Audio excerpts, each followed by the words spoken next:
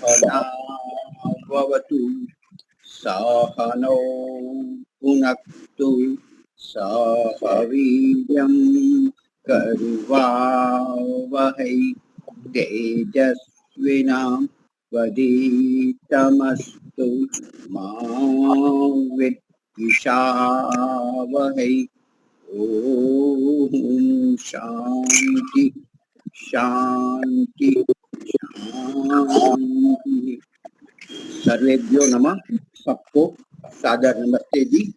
वैदिक प्रज्ञा व्याख्यान माला में आप सभी का स्वागत है। कमला जी, आप एक भजन लीजिए, प्रारंभ करें। सबको सादर नमस्ते। मेरा उद्देश्य हो प्रभु, आज्ञा को तेरी पालना। मेरा उद्देश्य हो प्रभु, आज्ञा को तेरी पालना। कर कर कमाई धर्म की, चरणों में तेरे डालना। मेरा उद्देश्य हो प्रभु, आज्ञा को तेरी पालना। जितने भी शुभ कर्म हो, श्रद्धा व प्रेम से करूं।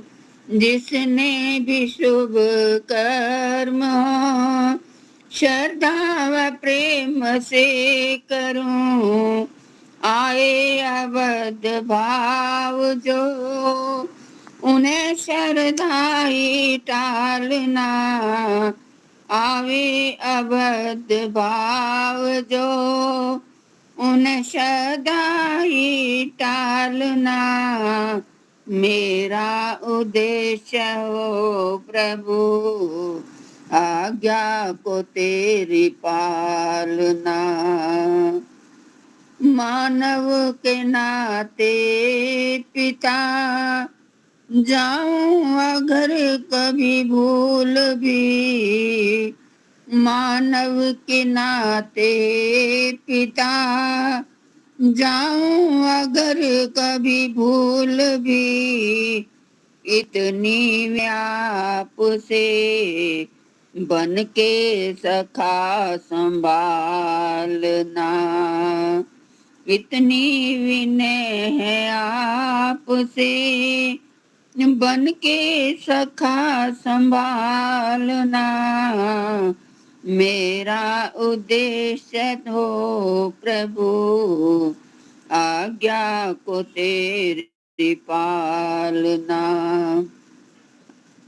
रक्षा तो मेरी तू करे, रक्षा मैं तेरी मैं रहूं।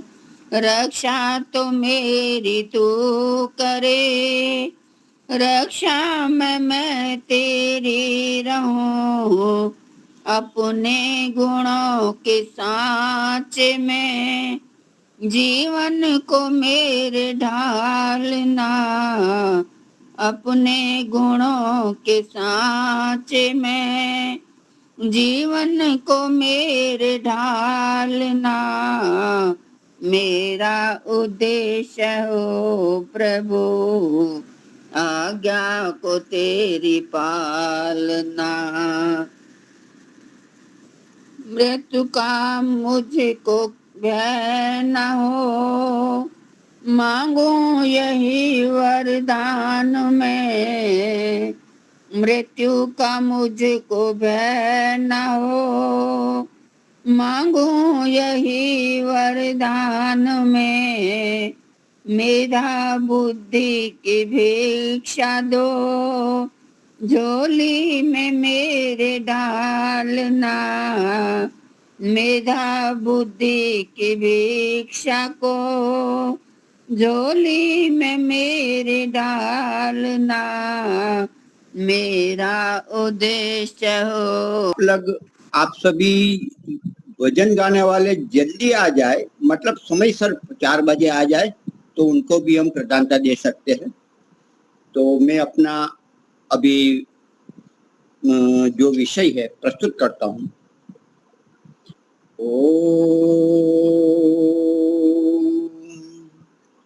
अपां मध्ये तस्तिवांसं तृष्णाविदधरीतारं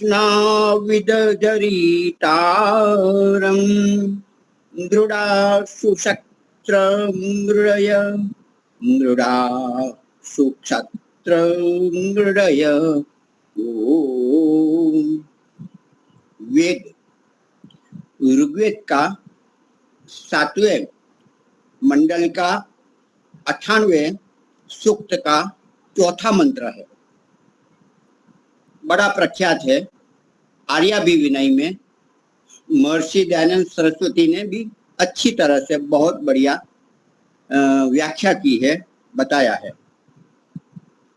अपाम मध्ये, हम अपाम जल, जल में रहते हुए भी, जल के मध्य में होते हुए भी, तस्तिवाम खड़े हुए भी, स्थित होते हुए भी, हम कैसे जरितारम स्तुति करने वाले हैं। हम भक्त लोग क्या है, प्यासे है। जल में रहते हुए भी प्यासा रहना बड़े आश्चर्य की बात है। और परमात्मा से मांगते हैं, मृड़ा सुखी कर, सुक्षत्र, हे परम पिता परमात्मा, आप हमारी सर्व प्रकार से रक्षा करने वाले हैं, हमें सुखी कर। आमृडया, बहुत अच्छी तरह से भली भांति सुखी कर। बड़ा विचित्र है, कर्म करते हैं, फल मिलता है, और फल पाते हुए भी हम उनको ग्रहण नहीं कर सके, प्यासे ही रह गए, भूखे ही रह जाए। ये कैसी स्थिति है। भजन भी बहुत बढ़िया है, आप जानते हैं। जैसे ये जो स्थिति होती है एक मछली की, आनंद स्रोत बह रहा पर तू उदास है, अचरज है जल में रह कर भी तू मछली को प्यास है। संसार में रहते हुए सब प्रकार की अनुकूलता होते हुए भी हम भूखे हैं, प्यासे हैं, जो चाहिए नहीं मिल रहा। बड़ा आश्चर्य की बात है। पानी में मिनमी पियासी, मुही देखे आवे हंसी। संत कबीर बोलते हैं कि बड़ा हंसी की बात है कि पानी में रहते हुए भी हम प्यासे हैं। बड़ा आश्चर्य की बात है। ऐसा क्यों? हम अपने आप पे सोचे।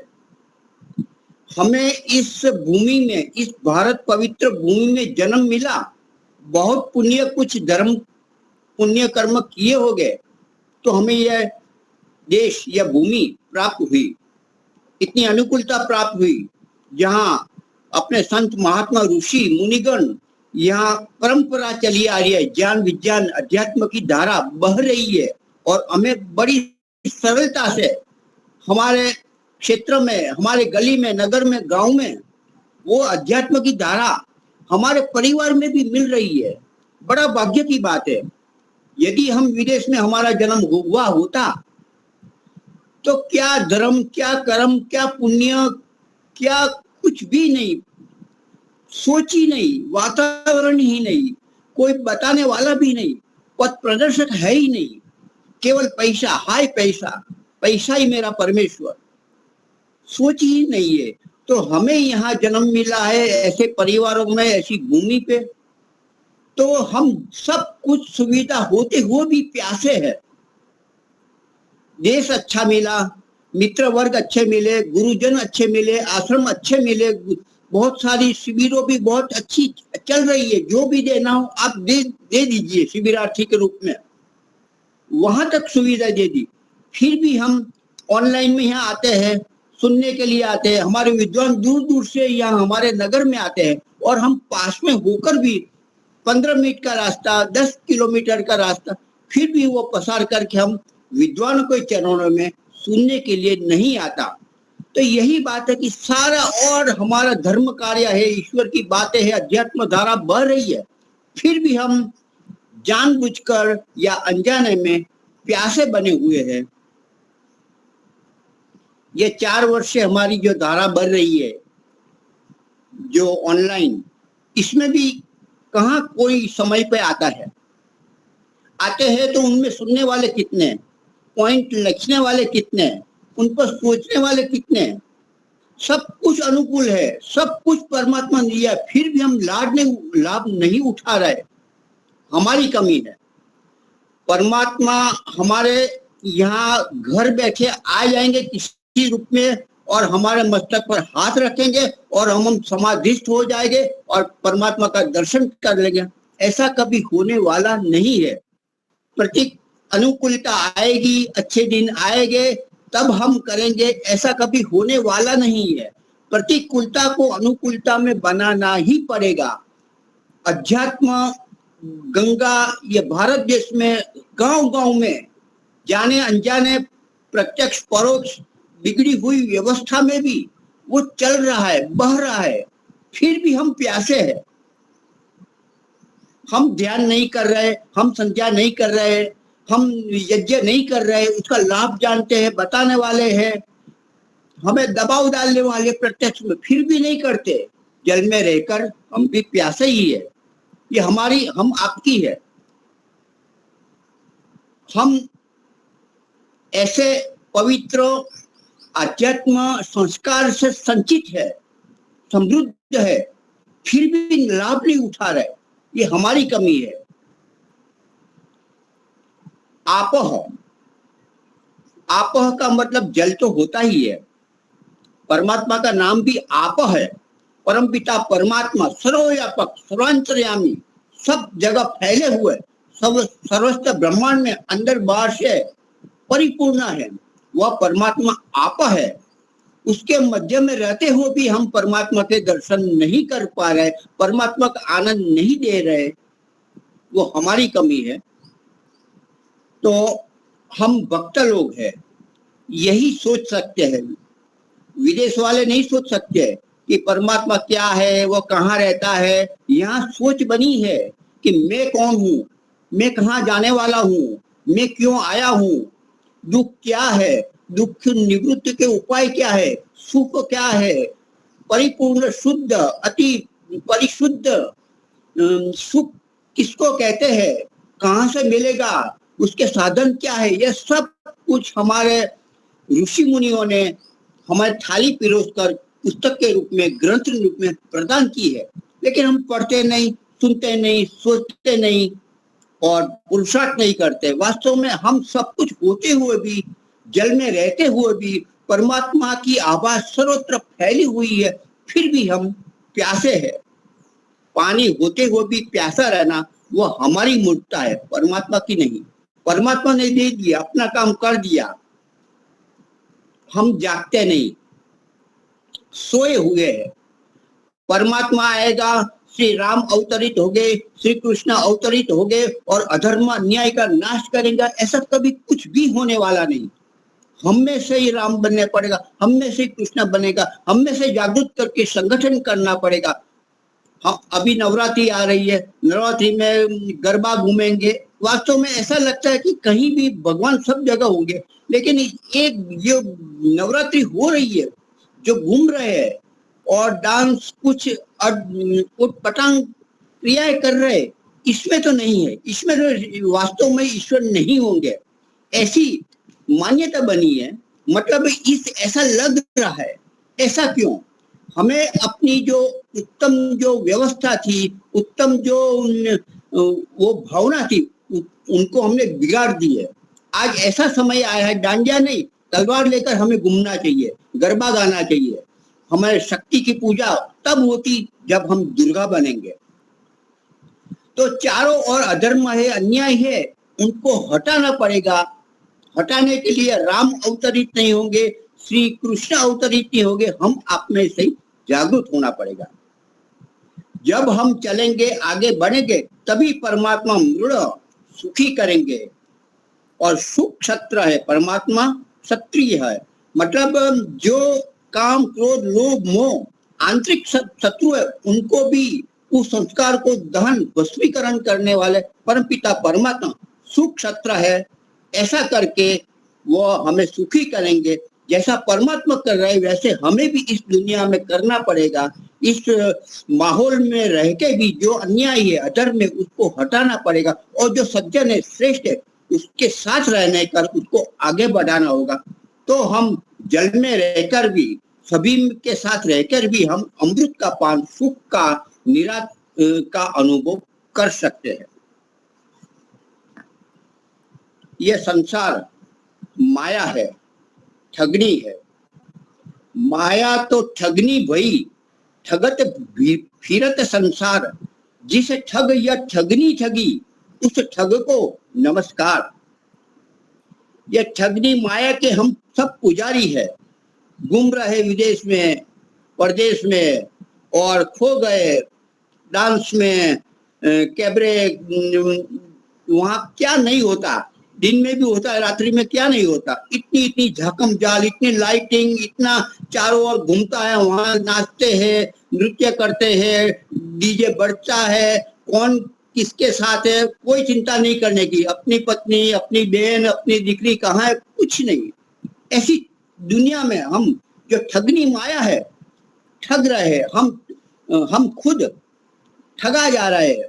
लेकिन हम ऐसे धीर पुरुष बने, हमारे विद्वान, हमारे पितरजन बने थे, वो ठगनी को भी हम ठग ले, ऐसे हम धीर पुरुष बने। ये भारत में ही हो सकता है, विदेश में तो सोच ही नहीं है। तो ठगनी को भी हमें ठगना है। और जो हमें अपनी भूख, अपनी प्यास ईश्वर को प्राप्त करने की, सुख प्राप्त करने की, जो परिशुद्ध सुख है उनको प्राप्त करने की चाहना बनाए रखेंगे, तो परमात्मा हमें सहयोग करेंगे, प्रेरित करेंगे, आगे बढ़ाएंगे। एक कथानक है कि नारद जी आए श्री कृष्ण के पास और श्री कृष्ण जी से कहा कि मुझे ब्रह्म ज्ञान दीजिए। मैंने बहुत भ्रमण कर लिया, अभी अध्यात्मक ज्ञान, परमात्मा का ज्ञान, ब्रह्म ज्ञान दीजिए। कि अवश्य दूंगा। चलो पहले तो हम घूमते हैं, जंगल की ओर, वन की ओर जाते हैं। दोनों वन की ओर जंगल में गए, चले, चलते ही रहे, थक गए और एक वृक्ष के नीचे कृष्ण और नारद सो गए। फिर नारद ने प्यास लगी, नारद को प्यास लगी तो कृष्ण से कहा कि मुझे तो प्यास लगी है, क्या मैं जल लेकर आऊं? ठीक है, जाओ और पानी लेकर आओ। नारद जी गए गांव में नजदीक के, वहां एक कुआं था, पनिहारी घड़ा पानी भर रहा था, भर रही थी। तो पनिहारी को कहा कि मुझे प्यास लगी है, पानी दीजिए। तो घड़े में से ऊपर से पानी इस प्रकार से उनके नारद जी के हथेली में डाला, पीते गए। नारद जी उनको देखते गए, वो युवा स्त्री को देखते ही गए और वो पानी पीते गए। अंदर से मोह जागा, संस्कार जाग उठे, देखते रहे, अच्छा लगा, पीते रहे। पी लिया तो पनिहारी आगे चलने लगी, नारद जी भी उनके पीछे पीछे चलने लगे। तो उन्हें लगा कि चलो अच्छे संत है, महान पुरुष है, भक्तजन है, तो आइए आइए हमारे घर आप आइए, आज आप हमारा भोजन ग्रहण करें। ऐसा कहा, घर ले गए वो पनिहारी। पिताजी ने भी स्वागत किया, नारद जी आए, आइए आइए, बहुत आपका स्वागत है, आप भोजन करिए और भोजन करके विश्राम भी करिए, रात्रि निवास करिए। तो इस प्रकार से भोजन ग्रहण किया, रात्रि निवास किया। फिर कहा कि चलो एक दो दिन और रुक जाते हैं। फिर बात कुछ आगे चली कि देखो कि आपकी वो पिता से नारद जी ने कहा कि आपकी कन्या तो युवान है, सुंदर भी है, शिक्षित भी है, सुसंस्कारित है, तो आप विवाह तो करोगे ना। और दूसरा, अपनी बात बताए कि मैं भी ऐसे भ्रमण करता रहा हूँ, मैं भी युवान हूँ और मुझे भी यह घर संभालने वाला, मेरी थोड़ी सेवा चाकरी करने वाला मुझे चाहिए। तो क्या ऐसा नहीं हो सकता कि विवाह हम दोनों का आप करने के लिए मंजूरी दे, स्वीकृति दे? अरे आप जैसा वर इस संसार में कहाँ मिलेगा? जरूर जरूर, धन्य हो। ये तो कन्या तो पराया धन ही होती है, तो आप जैसा कहाँ मिलेगा। तो विवाह किया गया, शर्त रखी कि विवाह विवाह तो होगा, लेकिन आपको घर जमाई बनना पड़ेगा। और नारद जी को तो बहुत अच्छा लगा, ऐसे भी मेरा कोई ठिकाना नहीं, इससे अच्छा कि चलो कन्या भी मिली और घर भी मिल गया। रुक गए। फिर समय होते दो बच्चे हुए, फिर रहने लगे सुख से। फिर धीरे धीरे एक बार नदी में बाढ़ आई। बाढ़ इतनी ज्यादा आई कि मकान में पानी घुस गया। पहले मंजिले पे पूरा का पूरा भर गया। छत पर चले गए, छत पर भी आने लगा। केबिन पे आया, गला तक आ गया। अभी लगा कि अभी बचेंगे नहीं और मकान टूट जाएगा, तो सीधा दो बच्चे और पत्नी और खुद ने पानी में कूदका मारा, क्योंकि मकान गिर जाने की संभावना थी। तो बचाते लगे। पूर का इतना प्रवाह था कि वो पत्नी को और अपने दोनों बच्चे को वो बचा नहीं सकते, बह गए। पानी यहाँ तक आया और फिर लगा कि अभी तो मरा, हे प्रभु बचाओ बचाओ, ऐसा बोला। तो कृष्ण बोले, अरे क्या क्या है, क्या बचाओ बचाओ क्या बोलते हो, क्या आपने सपना देखा है? वास्तव में नारद जी ने वो सपना देखा था। अरे प्रभु, मैंने स्वप्न में देखा ये सब माया नगरी, ये ठगनी है, मुझे तो ठग गई, मुझे भी पतित कर रही है, मुझे तो ये रंभा और ये क्या क्या है, मुझे अवनति के मार्ग पर ले जाने वाला। बस मुझे कुछ नहीं, केवल मुझे ब्रह्म ज्ञान दीजिए। मेरी ये माया में, मैं ये संसार में, ये झाकम झाड़ में मुझे जाना नहीं है। इस प्रकार से उन्होंने कहा कि ये माया मुझे ये स्वप्न के रूप में पूरी समझ में आई। वास्तव में यह संसार नानक दुखिया सब संसार, ये संसार में सब दुखी है। चाहे up to date coat pant में सज्ज हो, गाड़ी बड़ी घुमा रहे हो, हंसते नाचते कुत्ते लग रहे हो, लेकिन अंदर का जीवन देखो, कोई सुखी नहीं। कुत्रापि कोपि सुखी न, योग दर्शन बोलता है, वो बिल्कुल ठीक है। हम ठगनी माया के पुजारी न बने, लेकिन जो ये माया को जिसने बनाया है, जो उनका करता है, जो मायापति है, उनकी हम उपासना करें।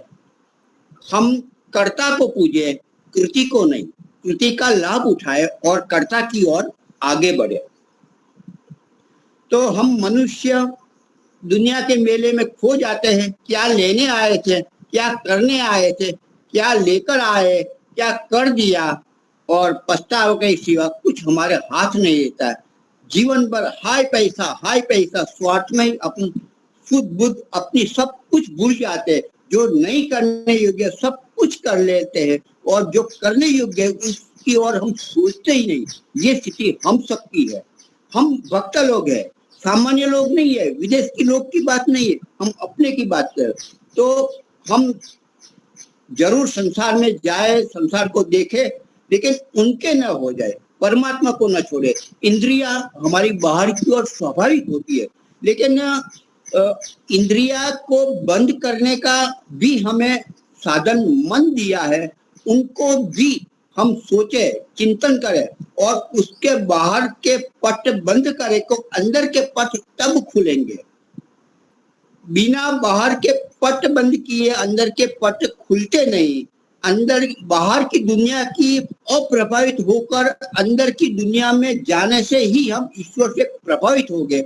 जितना प्रभावित आकर्षित हम दुनिया से होते हैं, इससे अधिक प्रभु पिता परमात्मा से होने चाहिए, वो नहीं होते, क्योंकि हमारी यात्रा अंदर की कम होती है, बाहर की ज्यादा होती है। तो भोग कितना ही भोगो, अतृप्त ही रहेंगे। न जातु कामः कामानां उपभोगेन शाम्यति हविष्य कृष्ण वर्जमेव भूय एवाभिवर्ध्यते वर्धते। मनु महाराज भी बोलते हैं, भोग भोग लो, कितना भी भोग भोग लो, तृप्ति होने वाले नहीं, भोग ही आपको भोग लेंगे। आप क्या भोगेंगे? शराब क्या पिएंगे? शराब ही आपको पी लेगा, ऐसे बना देंगे कि आप हिल नहीं सकते, चल नहीं सकते, वो स्थिति आएगी। तो भोगा भोगा न भोक्ता वयमेव भोक्ता तपो न तप्तं वयमेव तप्ता कालो न यातो वयमेव याता न जीर्णा वयमेव जीर्णा। भोगों को हम नहीं भोग सकते, वही हमें भोग लेते हैं। हम समाप्त हो जाएंगे, ये भोग इंद्रिया के विषय कभी समाप्त नहीं होंगे। हमारी तृष्णा हर बार जवान ही बनी रहती है, हम मिट जाएंगे, वो नहीं मिटेंगे। इतना ही शंकराचार्य ने बहुत बढ़िया एक श्लोक दिया है। कैसी स्थिति है? अंगम गलितम पलितम मुंडम दर्शन विहीनम जातम तुंडम वृद्धो याति गृहीत्वा दंडम तदपि न मुंचति आशा पिंडम। अंगम गलितम, हमारा शरीर गल गया, जर्जरित हो गए। पलितम मुंडम, हमारे बाल पक गए। दर्शन विहीनम जातम तुंडम, हमारे मुख दांत बिना के हो गया। और पैरों से वृद्धो याति गृहीत्वा दंडम, पैरों से चला नहीं जाता, डंडा लेने की जरूरत पड़ती है, फिर भी तदपि न मुंचत्याशा पिंडम, फिर भी हमारी आशा छूटती नहीं है, आशा युवान बनी रहती है। तो जैसे शरीर गल गया, बाल पक गए, दांत चले गए, फिर भी हाय पैसा, ये खाना है, वो करना है, इसको देना है, इसी में ऊपर ऊपर से हम दौड़ते रहते हैं, मरते रहते हैं, बार बार मरते ही रहते हैं। अमरत्व चारों ओर, अमृत का सागर चारों ओर बह रहा है और हम बार बार इसी में मर रहे। हम आत्मा है, एक और प्रकृति है, एक और परमात्मा है। हर क्षण हमें चयन करना होगा, हम प्रकृति की ओर बढ़े या परमात्मा की ओर। प्रकृति हमारे बांधने के लिए नहीं है, या संसार बांधने के लिए नहीं है। बंधन से छुड़ाने के लिए यह हमारे साधन रूप में दिए गए हैं। यह प्रकृति को या संसार का सदुपयोग करके परमात्मा की ओर लगाया जाए, यह प्रकृति से अप्रभावित होकर उनका साधन के रूप में उपयोग करके परमात्मा के चरण में, परमात्मा के मार्ग में लगाया जाए, यही हमें प्रतिक्षण चयन करके उस श्रेय मार्ग पर, प्रेम मार्ग को छोड़कर श्रेय मार्ग पर प्रशस्त होना होगा। तभी हम विजयी होंगे, अंदर की यात्रा बढ़ाएंगे और परमात्मा अमृत है, हम भी अमृत बन जाएंगे। तो इस प्रकार से समय भी हो चुका है। तो जल बिन मछली, चारों ओर समुद्र है, पानी है, सुख है, अमृत है, फिर भी हम प्यासे न बने। हम धर्म के मार्गी है, ईश्वर के भक्त जन है, तो हमें विशेष सोचना है, अंदर की ओर जाना है। जो जो कुछ अवरोध है उनका आरोहण, उनका एनकाउंटर करना है, और जो जो बढ़िया है, बेस्ट है, जो ऋषि मुनियों ने थाल पिरोसा हुआ है ग्रंथ के रूप में, शब्दों के रूप में, ज्ञान के रूप में, उसका सहारा लेकर ये संसार रूपी नाव को पार करके उस समुद्र, उस संसार के सामने जो संसारपति, जो मोक्ष का देने वाला, दृढ़ सुखी करने वाला, परम सुखदायी सुख क्षत्र जो परमात्मा है, जो सर्व प्रकार से हमारी रक्षा करता है, उसके सानिध्य में जाए, वही हमारी रक्षा करेगा। और उसके लिए हम अपनी पात्रता बनाएंगे, तब परमात्मा हमें उनकी कृपा विशेष रूप से वर्षित करेंगे। ओम शम। धन्यवाद।